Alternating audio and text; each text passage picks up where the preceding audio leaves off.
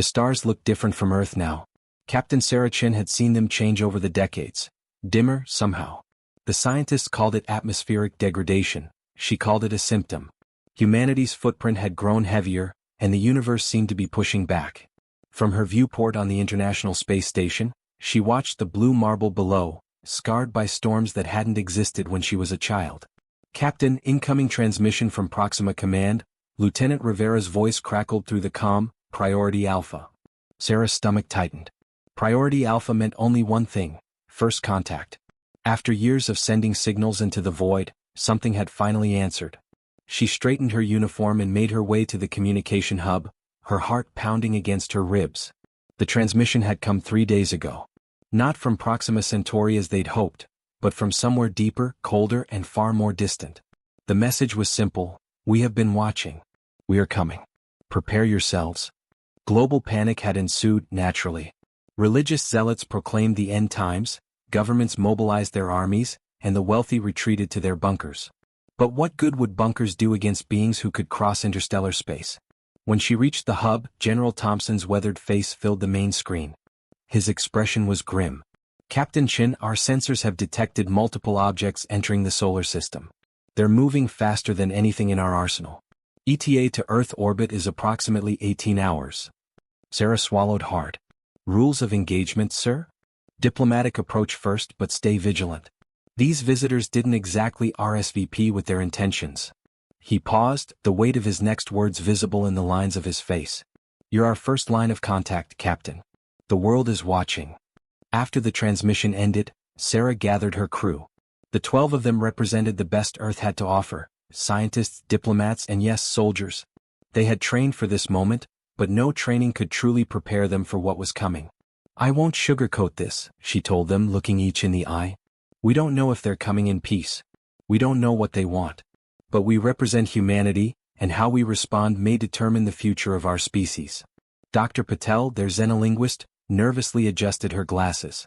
The message suggests they've been observing us. For how long? What have they seen us do? Wars? Environmental destruction? Reality television? A nervous laugh rippled through the crew. Whatever they've seen, Sarah replied, we have to show them who we truly are now. Not just our flaws but our potential. As the hours ticked by, the objects grew closer. 7 vessels, each the size of a small city, their surfaces reflecting the sun like polished obsidian. They moved with impossible precision, as if the laws of physics were merely suggestions. Earth below had fallen into an eerie silence. For perhaps the first time in human history, all eyes looked to the same spot in the sky. The vessels slowed as they approached, positioning themselves in a perfect heptagon around Earth. One broke formation, moving toward the space station with deliberate calm. They're initiating contact, Officer Chin whispered, his voice barely audible over the hum of the station's systems. Sarah stood tall, smoothing down her uniform. Open all communication channels. Let's welcome our visitors. But before she could speak, their screens flickered. Static gave way to an image that sent ice through Sarah's veins. Not the alien beings they had expected, but something far more familiar and terrifying. The screens showed Earth, burning. Cities in ruins, oceans boiling, clouds of ash blotting out the sun. And through the devastation walked beings that looked almost human, but wrong somehow, collecting survivors like specimens. This is not a transmission, Dr. Patel whispered in horror. This is a threat. Or a prophecy. The image shifted again. This time it showed the space station itself, from the inside, exactly as it was at that moment, the crew standing frozen in terror, watching the screens. They were being observed in real time. A voice filled the chamber, speaking in perfect English yet somehow wrong, as if the words were being forced through machinery never designed for human speech. Humans of Earth. We have watched you for centuries. Your kind spreads like a virus, consuming without thought, destroying what you cannot understand. You war among yourselves over imaginary lines and ancient grudges. You poison your world and reach for the stars with bloody hands. Sarah stepped forward. We've made mistakes, yes. But we're learning. We're trying to be better. So say all parasites when threatened with extinction, the voice replied. We are the guardians. We have cleansed 1,000 worlds of species like yours. Aggressive, expansionist, destructive. We give you one planetary rotation to make peace with your end. The transmission cut off, leaving only the hum of the station's systems and the stunned silence of the crew. Lieutenant Rivera was the first to speak. So that's it?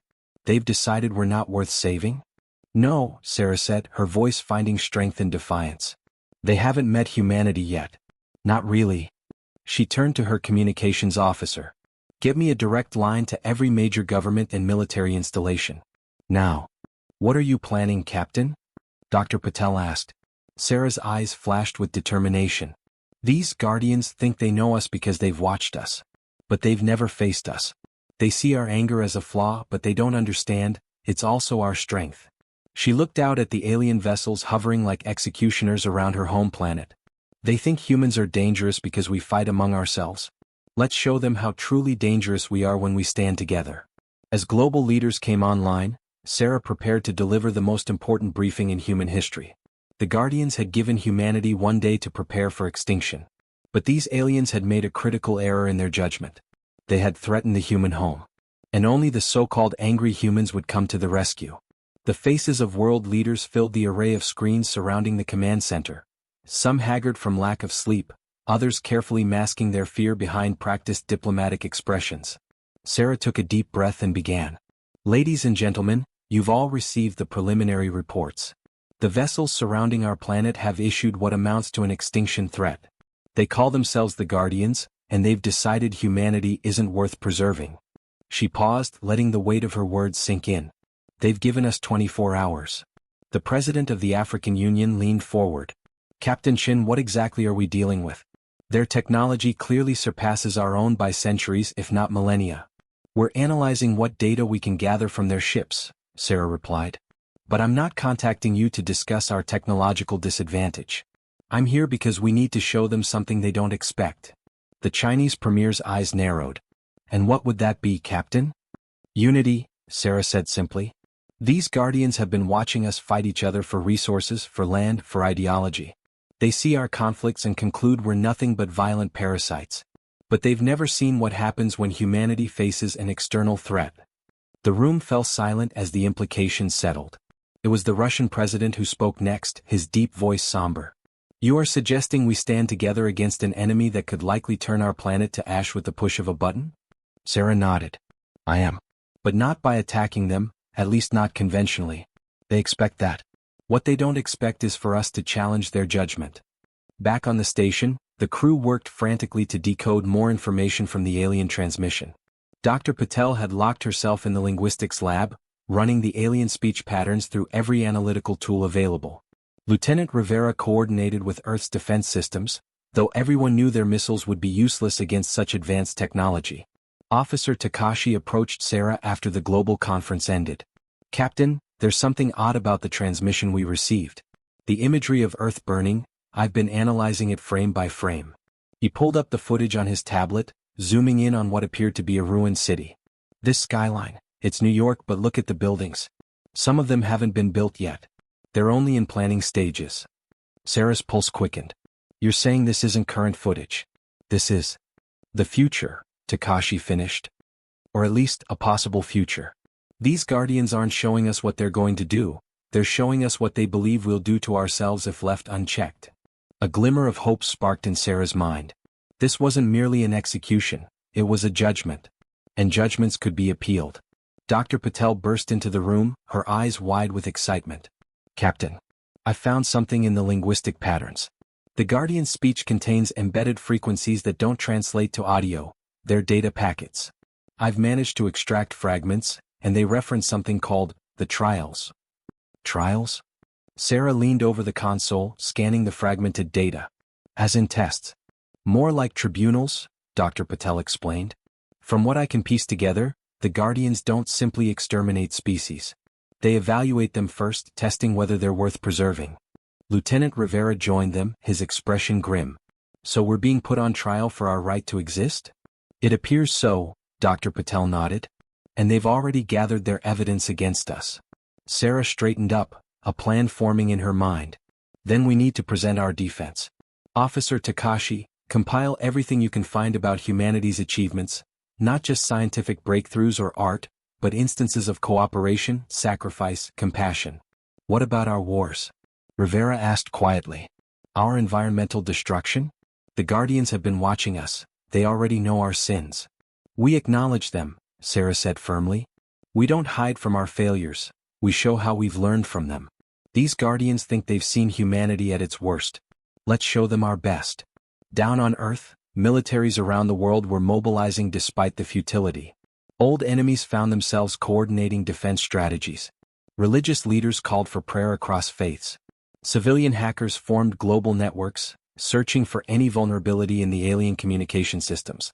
The Guardians remained silent, their obsidian ships hanging in perfect formation around the planet. Waiting. Judging. 12 hours into their deadline, Sarah made a decision. Without authorization from Earth Command, she ordered the station to fire up its thrusters. "Captain," Rivera protested, "what are you doing?" "Taking us closer," Sarah replied, her eyes fixed on the nearest Guardian vessel. "If they want to judge humanity, I want them to look us in the eye while they do it." The space station slowly moved toward the massive alien ship. At a distance of 1 kilometer, Sarah opened a direct channel. "Guardians of the 1,000 cleansed worlds," she began, her voice steady despite her racing heart, "you've watched us from afar and found us wanting. You've sentenced us without allowing us to speak in our defense. I challenge that sentence." For a long moment, there was nothing but silence. Then the screens flickered again, showing the same unsettling image of destruction. "Your species has been evaluated," the mechanical voice responded. "Your trajectory is clear. You consume. You destroy. You expand. The pattern is consistent across thousands of worlds we have observed." "Then your observation is incomplete," Sarah countered. "You've watched us fight, but have you seen us heal? You've counted our weapons, but have you measured our compassion? You've tallied our destructions, but have you witnessed our creations?" The image on the screen shifted, showing scenes of war, famine, environmental catastrophe, humanity's darkest moments played out like a gruesome highlight reel. "These are not exceptions," the Guardian voice stated. "These are your defining characteristics." Sarah felt a chill run down her spine. How do you defend against the truth? Humanity had indeed caused tremendous suffering, often to itself. "We don't deny our nature," she said finally.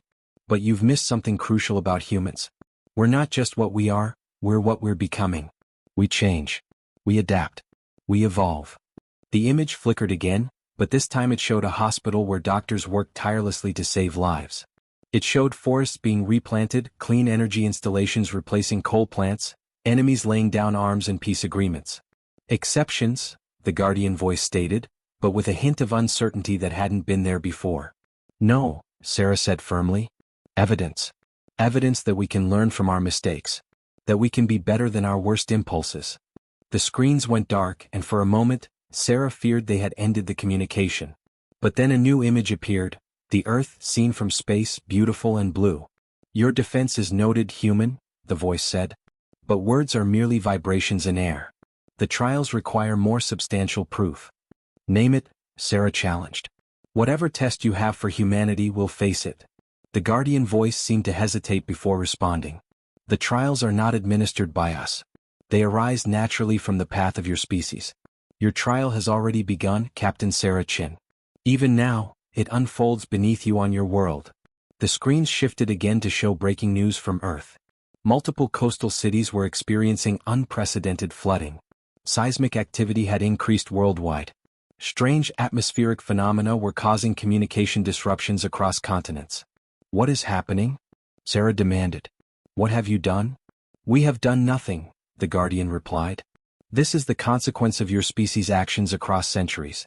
This is your trial, humans. Not by our design but by your own hand." Sarah stared at the screens in horror as the reality of the Guardian's words sank in. The trial wasn't some alien test. It was the climate crisis humanity had been warned about for generations. The very crisis that had driven her to become an astronaut, hoping to find solutions beyond Earth when politicians and corporations failed to act. "These events were already in motion," she whispered. "You're not causing this. You're just watching." "Correct," the mechanical voice confirmed. "We are merely observers. The trials are unique to each species, a crisis point of their own making. Some survive. Most do not." Lieutenant Rivera's face had gone pale. "Captain, incoming transmission from Houston. The flooding has compromised several nuclear facilities along the eastern seaboard. They're struggling to prevent meltdowns. And the seismic activity has triggered volcanic eruptions in the Pacific Ring of Fire," Officer Takashi added, his voice shaking. The atmospheric disruptions are preventing evacuation flights. Sarah felt the weight of billions of lives pressing down on her shoulders. The Guardians hadn't brought destruction. They had simply arrived to witness it, vultures circling a dying animal. She refused to accept that fate. "Open a channel to all Earth governments, priority override," she commanded. "And get me a direct line to the Guardian ship." As her crew scrambled to comply, Dr. Patel approached. "Captain, I've been analyzing more of the embedded data packets. The Guardians have done this before, observed species as they face extinction-level crises. There's a pattern here." "What kind of pattern?" Dr. Patel's eyes were wide with realization. "They only come when there's still a chance. However small, they only observe species that still have a possibility of survival." Hope flickered in Sarah's chest. "You're saying they wouldn't be here if we were already doomed?" "Precisely. The trials are only given to species balanced on the edge, those who could either survive or perish based on their own actions." The communication screens lit up as world leaders came online, their faces etched with fear and desperation. Sarah looked at them and saw not politicians but fellow humans facing extinction. Their differences seemed suddenly trivial. "This isn't just a natural disaster," she told them bluntly. "It's the culmination of centuries of neglect. And according to our visitors, it's also our trial, our chance to prove we deserve to survive." The German chancellor spoke first. "What are you suggesting, Captain? We cannot reverse climate change in 24 hours. "No, but we can show that humanity can unite when faced with crisis," Sarah replied. "I need every available resource redirected to the most critical areas. This isn't about saving individual nations anymore, it's about saving our species." The next 12 hours passed in a blur of frantic coordination. Ancient enemies shared resources and expertise. Private companies opened their technology patents. Military vessels became rescue ships. Scientists worldwide pooled their research, working around the clock on emergency solutions. From the space station, Sarah and her crew coordinated the global response, using their unique vantage point to direct resources where they were most needed.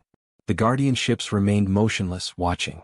"They're studying how we respond to crisis," Dr. Patel observed. "Not whether we can solve every problem immediately, but how we behave when our survival is at stake." 8 hours before their deadline, a new crisis emerged. The atmospheric disruptions had intensified, creating a superstorm system unlike anything in recorded history. It threatened to devastate what remained of the East Asian coastline, home to billions of people. "We can't evacuate that many people in time," the Chinese premier stated gravely. "Even with international assistance, the infrastructure simply cannot support it." Sarah stared at the weather patterns on her screen, an impossible idea forming in her mind. "What if we don't evacuate? What if we disrupt the storm instead?" "That's impossible with current technology," the American president objected. "With respect, sir, that's not entirely true," Sarah countered. "Project Aurora was designed to influence upper atmosphere conditions for defense purposes. If we repurpose it..."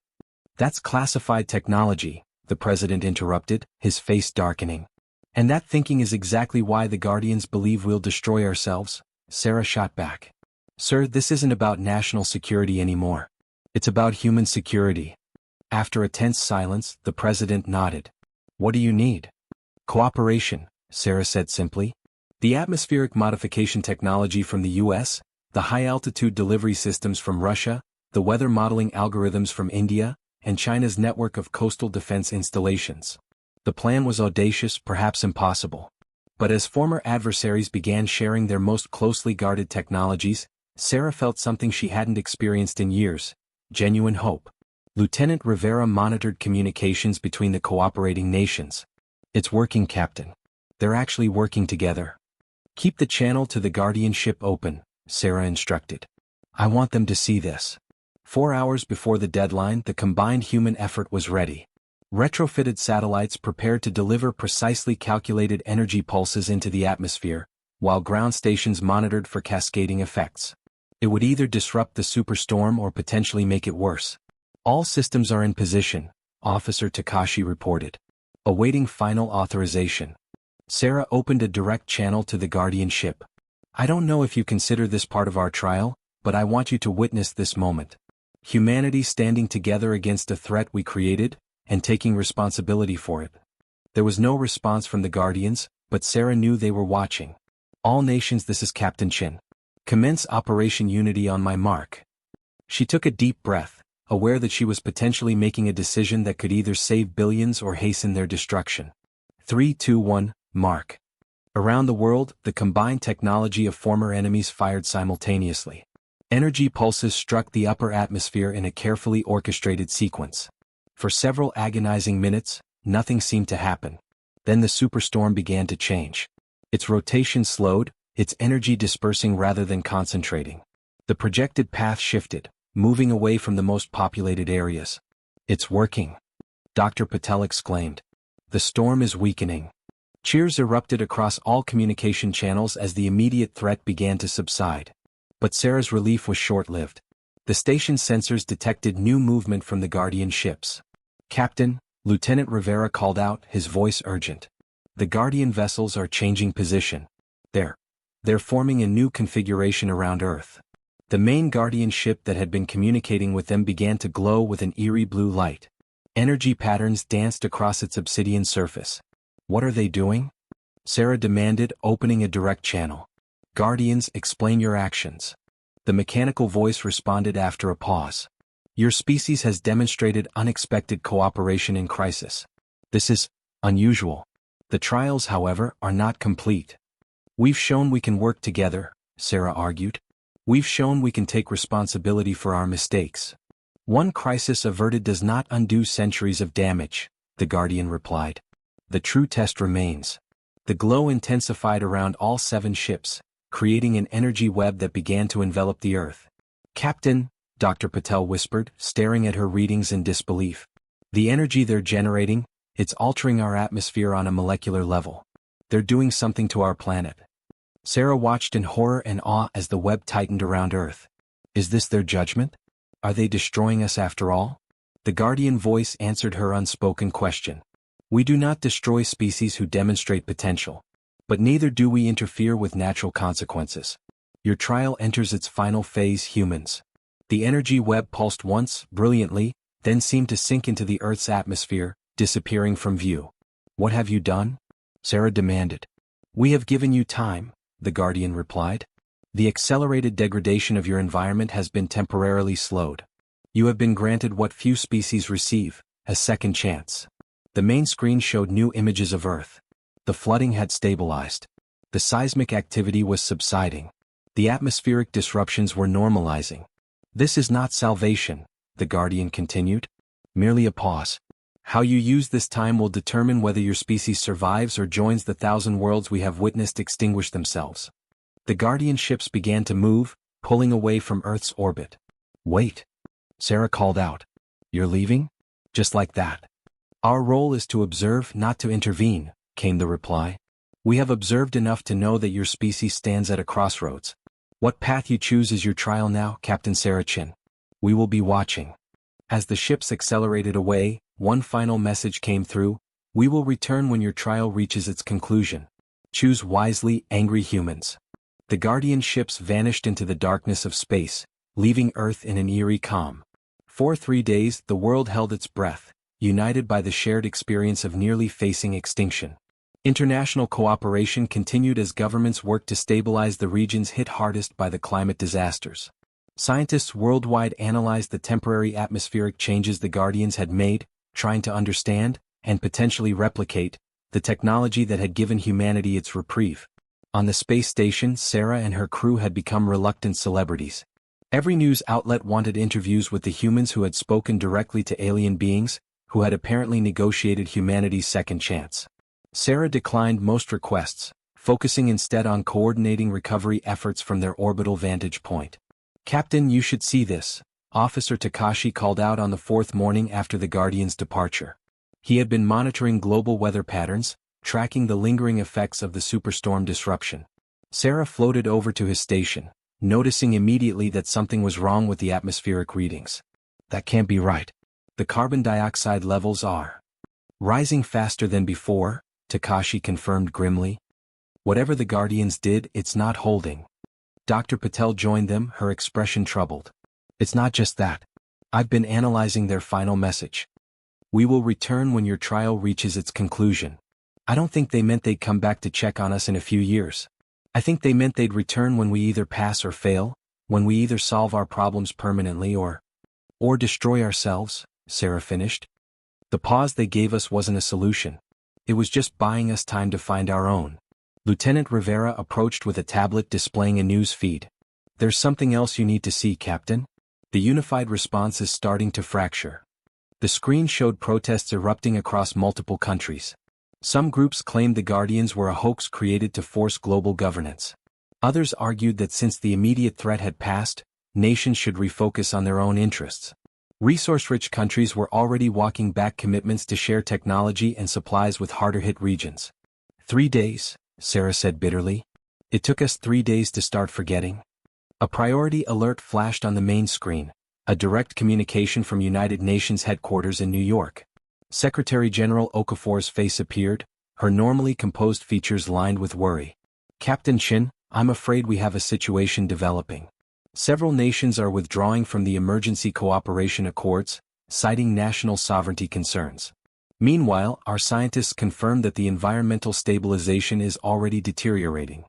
Sarah felt a familiar weight settling on her shoulders. What can we do from up here, Madam Secretary? The world listened to you during the crisis, Captain. They need to hear your voice again. We're convening an emergency global summit in 48 hours. I need you to address it, remind them what we're facing. After the call ended, Sarah stared out at the blue marble below, its fragile atmosphere barely visible as a thin haze around its curved edge. So easily damaged, so difficult to heal. Lieutenant, prepare the long-range shuttle, she decided. We're going down there. Rivera looked surprised. All of us? No. Just me and Dr. Patel. The rest of you will continue coordinating from here. We need eyes in orbit. 24 hours later, Sarah stepped onto Earth for the first time in 11 months. The New York air felt thick and humid in her lungs after the filtered atmosphere of the space station. Streets that had been flooded just days before showed lingering damage, but the city was functioning, a testament to human resilience and ingenuity when properly motivated. At UN headquarters, Sarah and Dr. Patel were hurried through security to a conference room where representatives from major global powers had already gathered. The tension in the room was palpable, a stark contrast to the unified purpose that had characterized their communications during the crisis. Captain Chin, the Russian representative, greeted her coolly. We appreciate your dedication, but my government feels the immediate alien threat has passed. Our resources must now focus on rebuilding our own infrastructure. Similar sentiments were echoed by others. The brief unity was fracturing along familiar geopolitical lines. Sarah listened to their arguments, feeling a creeping sense of despair. Had humanity learned nothing? As she prepared to address the group, an aide rushed in with an urgent message. The room fell silent as the aide whispered in Secretary General Okafor's ear. The secretary's face drained of color. Ladies and gentlemen, she announced, her voice tight with controlled fear, we've just received reports of an unknown object detected near the lunar orbit. It appears to be artificial in nature but does not match any known Earth vessel or satellite. The room erupted in panicked speculation. Had the Guardians returned so soon? Was this the judgment they had promised? Pull up the feed, Sarah ordered, her command voice cutting through the chaos. The main screen flickered to life, showing grainy footage from a lunar observation satellite. The object was small, much smaller than the Guardian ships had been, with an unusual cylindrical shape. It emitted no energy signatures and moved with purpose rather than drifting. That's not a Guardian vessel, Dr. Patel said confidently. The design is completely different. As they watched, the object altered course, accelerating toward Earth at impossible speeds. Defense systems worldwide tracked its descent, but it moved too quickly for any interception protocols. It's heading for the Pacific Ocean, someone reported. Impact in 4 minutes. Sarah felt her heart pounding. Don't fire on it, she ordered. We don't know what it is yet. The object slowed as it entered Earth's atmosphere, showing controlled deceleration that no natural meteorite could achieve. It splashed down in the central Pacific, far from any populated areas. Within minutes, naval vessels from multiple nations were converging on the coordinates, while surveillance satellites repositioned for better observation. First visual contact, announced a technician putting the feed on screen. The object had opened, revealing itself to be a pod of some kind. But what emerged from it sent shockwaves through the conference room. Not the imposing, mysterious Guardians, but something that looked almost human. That can't be right, whispered the Chinese representative. The figure standing on the floating pod was bipedal, with 2 arms and a head, proportioned like a human but with skin that shimmered with an iridescent blue hue. It wore no protective gear despite being surrounded by ocean water. "Incoming transmission," the technician reported, his voice shaking. "It's broadcasting on all frequencies in multiple languages simultaneously." The being's voice filled the room, melodious yet unmistakably artificial, as if generated by advanced technology. "People of Earth, hear me. I am an emissary of the Forgotten, those who came before the self-named Guardians. We have monitored your encounter with them and must warn you, they do not tell you the whole truth." Sarah stepped forward, addressing the screen. "Who are the Forgotten? What truth are the Guardians hiding?" The blue figure seemed to look directly at her, though the transmission shouldn't have allowed such interaction. "Captain Sarah Chin of Earth. The Guardians did not tell you that they themselves were once like you, a species who faced their own trial and passed it. They did not tell you that they have appointed themselves judges of which species deserve to continue and which do not. They did not tell you that they themselves caused the acceleration of your climate crisis to force your trial before you were ready." Gasps and murmurs filled the room as the implications sank in. "The Guardians didn't pause your environmental collapse," the emissary continued. "They merely undid the artificial acceleration they had imposed. Your true timeline has been restored, but your trial remains deadly serious." "Why are you telling us this?" Sarah demanded. "What do the Forgotten want from us?" The emissary's expression shifted to something that might have been a smile on a human face. "We want what the Guardians fear most, Captain. We want angry humans to join the stars on their own terms, not as judged worthy by self-appointed guardians of the galaxy. We offer you a different path, true partnership among the stars." The screen suddenly filled with static as the transmission was violently cut off. When it cleared, the pod and the emissary had vanished, leaving only empty ocean waves. Seconds later, familiar energy signatures appeared in Earth's orbit. The Guardian ships had returned. Sarah looked around the room at the shocked faces of Earth's leaders. The game had just changed fundamentally.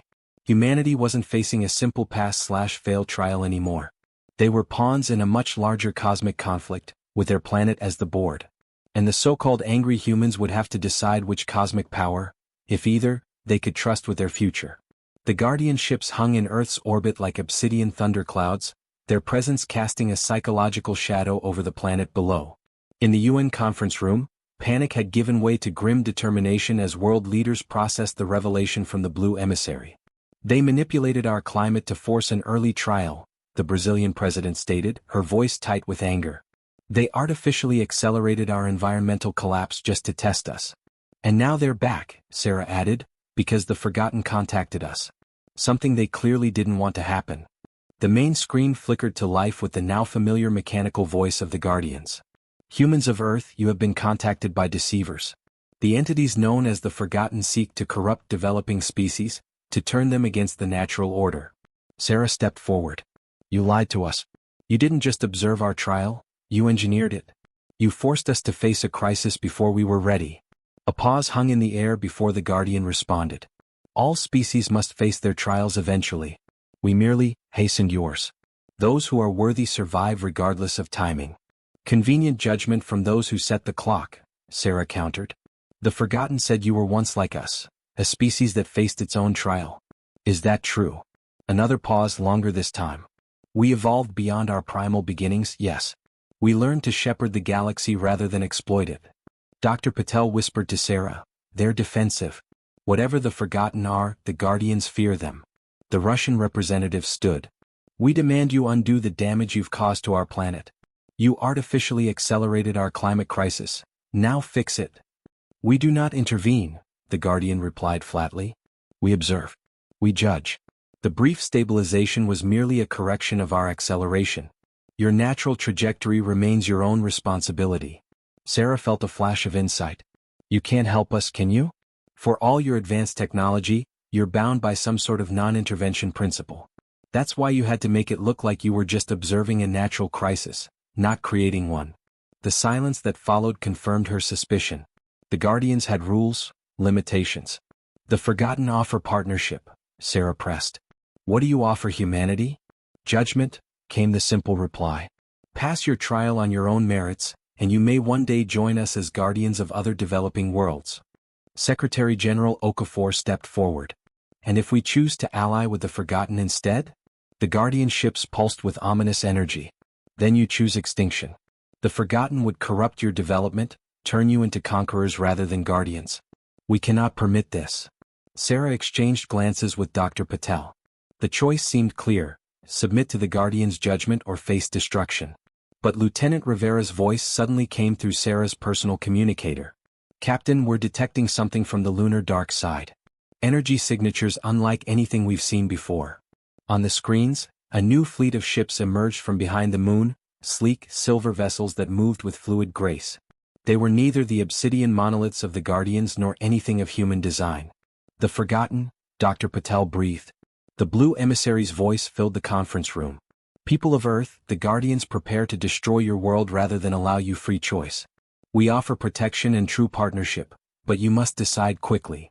The Guardian ships began to move into attack formation. The Forgotten fleet positioned itself between Earth and the Guardians. They're going to fight over us, Sarah realized aloud. A battle in our orbit would devastate the planet regardless of who wins.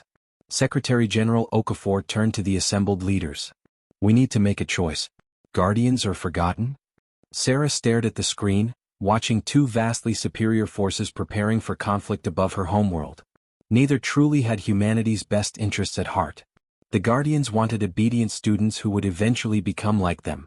The Forgotten wanted allies against their ancient enemies. No, Sarah said firmly. Those aren't our only options. She activated the global broadcast system, addressing both alien fleets simultaneously. Guardians and Forgotten, hear me? Humanity rejects both your offers. We choose our own path. Confusion rippled through the conference room, but Sarah continued. For too long we've fought among ourselves over resources, ideology, and power. We've damaged our planet through greed and short-sightedness. But when faced with extinction, we showed we could unite.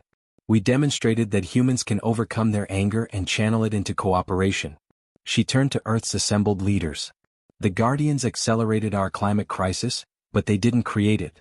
That was our doing. And the solution must be ours as well, not granted by self-appointed cosmic judges or their rebellious counterparts. Captain Chin, the Guardian voice interjected, you cannot stand against either of our forces. Your species will be destroyed in the crossfire. Perhaps, Sarah acknowledged, but we'd rather face extinction on our terms than survival on yours. She nodded to a technician who had been frantically working at a console. On screen, a visual appeared showing every operational satellite, space station, and defense system Earth possessed, all repositioning to create a protective network around the planet. We pooled our technology to disrupt a superstorm, Sarah explained. Now we're doing the same to create a planetary shield. It won't stop your weapons, but it will ensure that any attack on Earth affects both your fleets equally. A murmur of appreciation spread through the room as Earth's leaders realized what she had done, created a mutually assured destruction scenario that forced both alien powers to reconsider direct conflict. You would risk everything on this gamble? The Forgotten emissary asked, genuine surprise in its voice. That's what the Guardians never understood about humans, Sarah replied. We're not just angry, we're stubborn. We're not just destructive, we're fiercely protective of our home. And we learn from our mistakes. She turned to address the world leaders. Whatever happens next, we face it together. No more fighting over resources. No more national interests above planetary survival. We pool our technology, our science, and our determination to heal our world and secure our future, not as judged worthy by alien overseers, but as we define worthiness ourselves. For several tense minutes, the alien fleets maintained their positions, energy weapons charged. Then, unexpectedly, both began to withdraw, the Guardians moving toward the outer solar system, the Forgotten retreating behind the moon. The Guardian voice spoke one final time. Your choice is unexpected. We will observe this new path you forge. Perhaps there is more to learn from angry humans than we anticipated. As the alien ships disappeared from Earth's sensors, a strange silence fell over the conference room, eventually broken by spontaneous applause. The unity forged in crisis had held, strengthened by the shared defiance of cosmic bullies who thought they could decide humanity's fate. 1 month later, Sarah stood at the observation window of the newly christened Unity space station, an expanded international platform built from components contributed by 27 nations. Below, Earth still bore the scars of environmental damage, but green initiatives were spreading across continents as humanity channeled its resources toward healing rather than competing. We've detected unusual readings from the Kuiper Belt, Lieutenant Rivera reported, joining her at the window. The Guardians are still out there watching. Let them watch, Sarah replied. Let them see what humans can accomplish when we stop fighting each other and start fighting for our future. And the Forgotten? Sarah's gaze drifted toward the dark side of the moon, where faint energy signatures occasionally appeared. Also watching, I suspect. Waiting to see if their gambit pays off. Do you think they'll come back? Rivera asked. Sarah smiled grimly. I'm counting on it. But next time humanity won't be caught unprepared. On a screen behind them, news footage showed the latest launch of atmospheric repair drones, technology developed through international cooperation that would have been impossible before the crisis. The planet was healing slowly but surely, under the collective care of its inhabitants. The Guardians were right about one thing, Sarah observed. We are angry humans. But they never understood what that anger can build when it's focused on the right targets.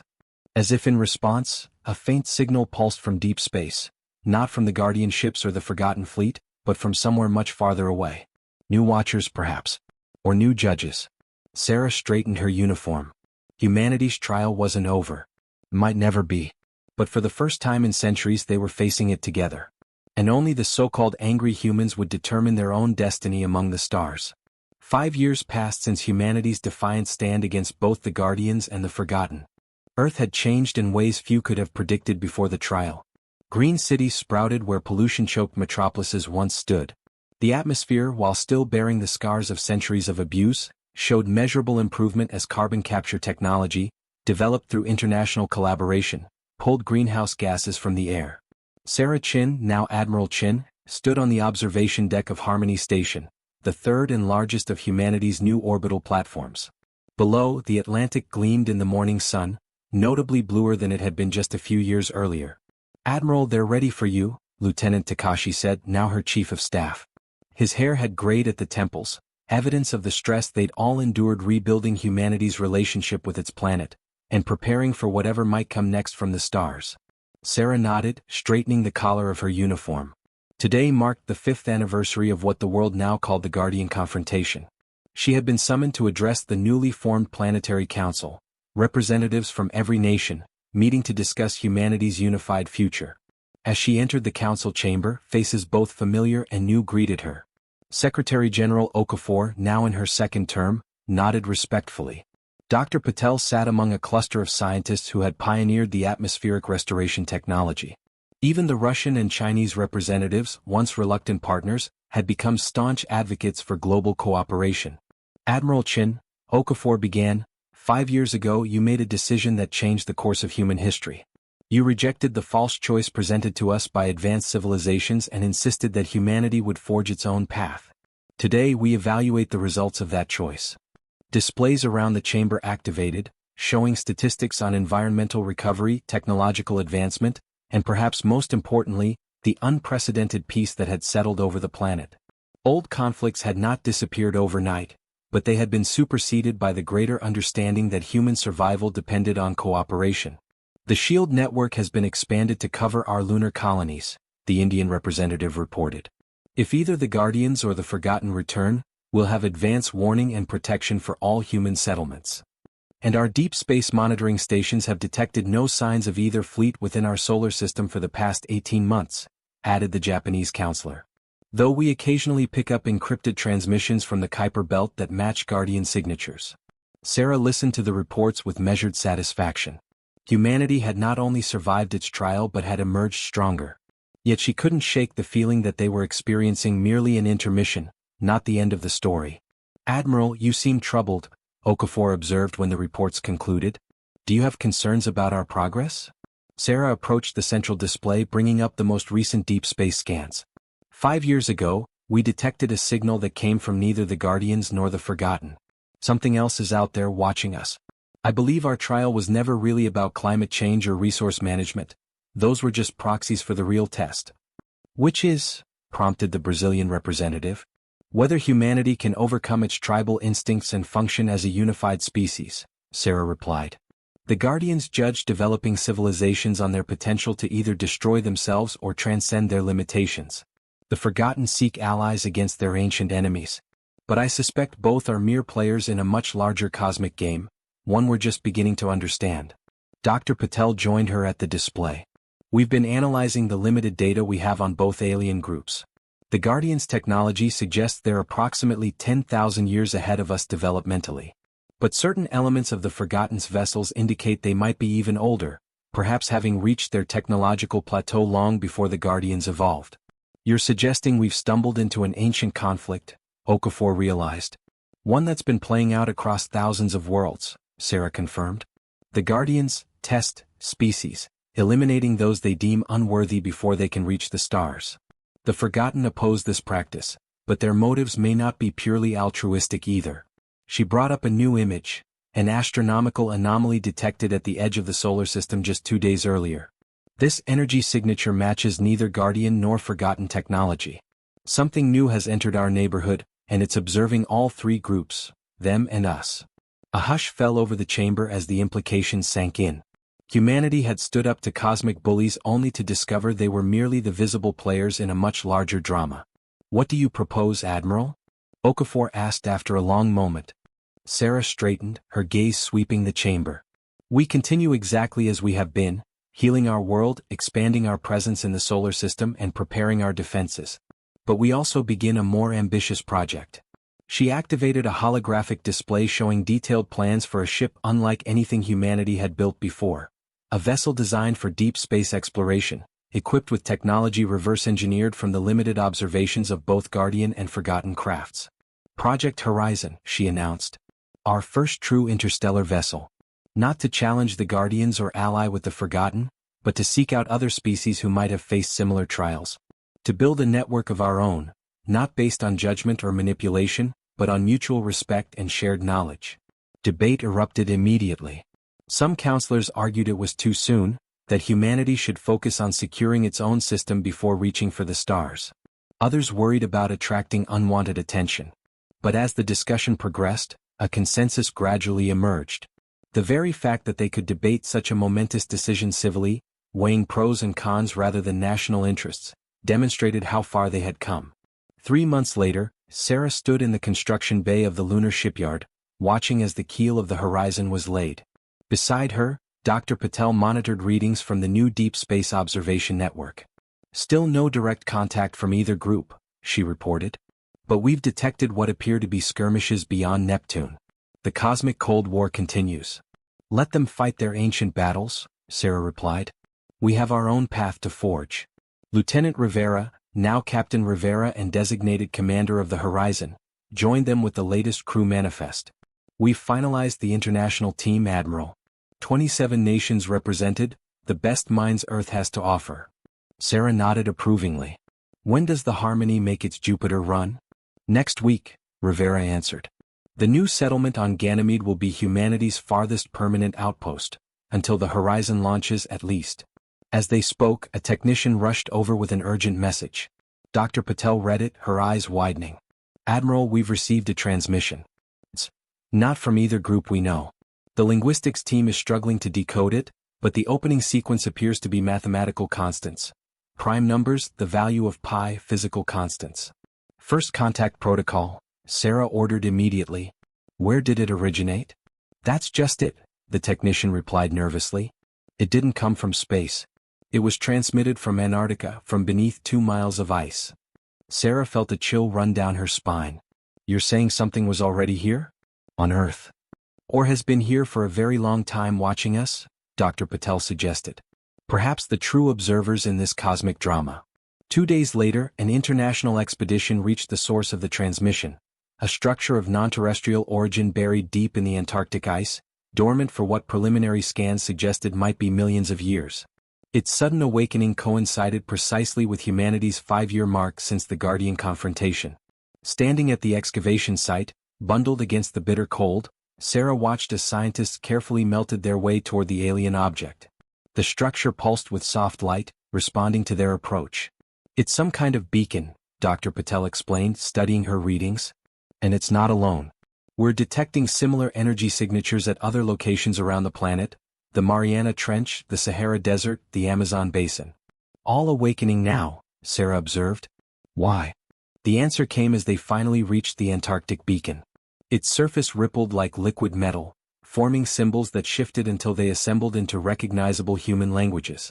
Evaluation complete, Dr. Patel translated in astonishment. Subject species, human. Status, provisional acceptance.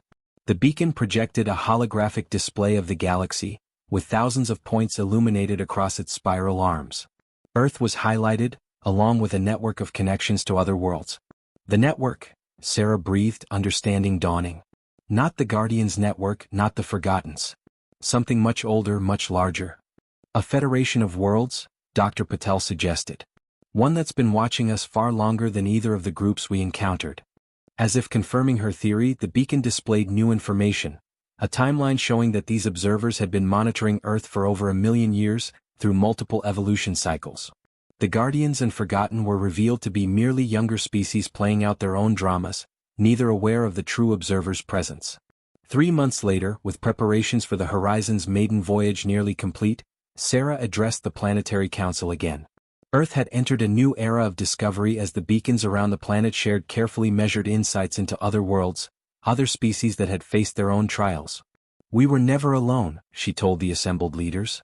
And our true test wasn't whether we could please the Guardians or ally with the Forgotten. It was whether we could mature as a species, whether the so-called angry humans could channel that passion toward creation rather than destruction. She gestured to the holographic display showing the beacon network.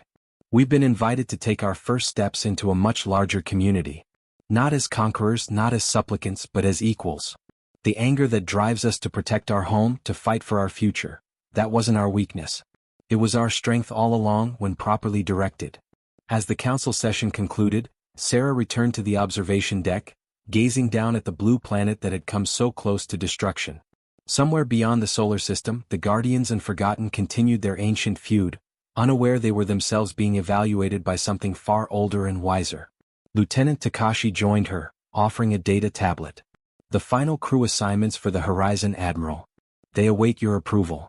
Sarah nodded, scrolling through the names, a cross-section of humanity's best and brightest, united not by nationality but by purpose. Have we received any further communication from the beacon network? Only one message repeated daily, Takashi replied. It translates roughly as, when you are ready, angry humans, the stars await. Sarah smiled, handing back the tablet with her approval stamped on the crew manifest. In 6 months, the Horizon would make its first jump beyond the solar system, carrying humanity's hopes and dreams to the stars. Not as part of someone else's plan, not as pawns in a cosmic game, but as architects of their own destiny. And as for the Guardians and the Forgotten? Let them continue their ancient battle. Humanity had found its own path forward, one forged in crisis, tempered by cooperation, and guided by the passionate determination that had always defined the species. The angry humans were coming to the stars. And the universe would never be the same.